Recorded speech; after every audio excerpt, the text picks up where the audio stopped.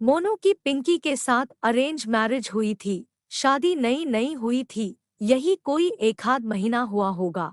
और एक दिन पिंकी को उसकी एक सहेली रिंकू का फोन आता है, जिसकी शादी अभी तक नहीं हुई थी। रिंकू उन्हें खाना खाने के लिए न्योता देती है, तो पिंकी हाँ कर देती है। पिंकी, अजी सुनो, अभी अभी मेरी सहेली पिंकी का फोन आया था।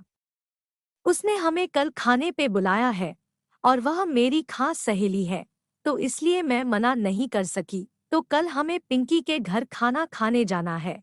मोनू, ठीक है, कल मैं ऑफिस से छुट्टी ले लेता हूँ। दूसरे दिन मोनू पिंकी को अपने कार से उसकी सहेली रिंकू के घर लेके जाता है। रिंकू भी उन दोनों का बड़े प्यार से स्वागत करती है और उन्हें खाना खिलाती है। फिर वह तीनों आपस में ढेर सारी बातें करते हैं और शाम को मोनू और पिंकी रिंकू के घर से निकलते हैं।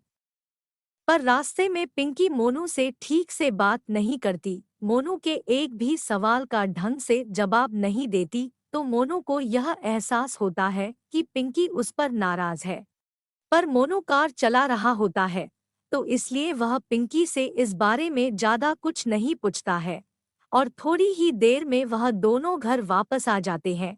मोनू, क्या हुआ पिंकी, तुम क्यों नाराज हो? पिंकी, मुझे आपसे यह उम्मीद नहीं थी, मैं तो आपको एक अच्छा इंसान समझती थी, पर आप भी। मोनू, पर मुझसे ऐसी क्या गलती हो गई ये तो बताओ। पिंकी, क्या आपको पता है आपने कितनी बड़ी गलती की है?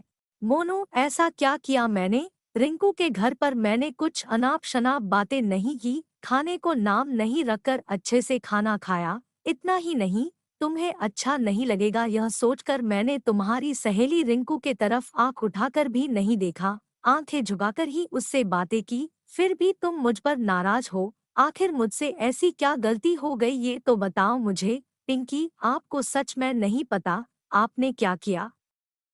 मोनू, हाँ नहीं पता। अब मेरा ब्लड प्रेशर मत बढ़ाओ और मुझे बताओ मुझसे क्या गलती हुई। पिंकी, मैंने तो आपको सिर्फ मेरे सहेली का नाम बताया था, उसके घर का पता तो नहीं बताया था। फिर आप मुझे उसके घर कैसे लेके गए? उसके घर का पता आपको कैसे पता?